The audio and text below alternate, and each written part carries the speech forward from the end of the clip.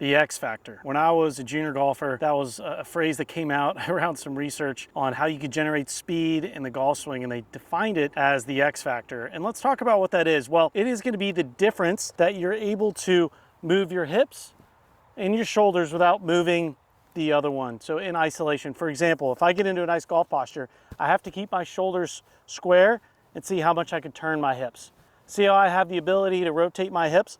You should definitely give that a try. It might be a challenge because it's gonna require you to have the proper flexibility and strength in your hips and in your lats. What they've found is the longest drivers in the world have a really big X factor, meaning they're able to keep their shoulders square and they can disassociate their lower body a lot.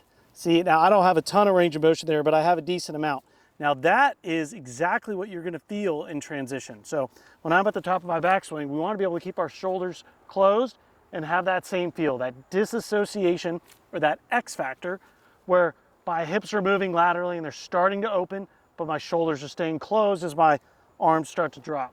The more I can feel that X factor of keeping my shoulders closed and opening and moving my hips that direction, that creates a ton of coil and leverage that I can then move down into the golf ball. So you see how my heart rate's up a little bit? It's a challenging thing to do, but the more that we're able to have that disassociation or that X factor, it's gonna give us greater speed and control in your golf swing. So definitely go ahead and give this a try. And then when you come out and hit shots, that could be your feeling in transition. I'm up to the top and I'm thinking about that X factor, keeping my shoulders closed, opening my hips, dropping my arms down into the slot to execute good solid golf swing.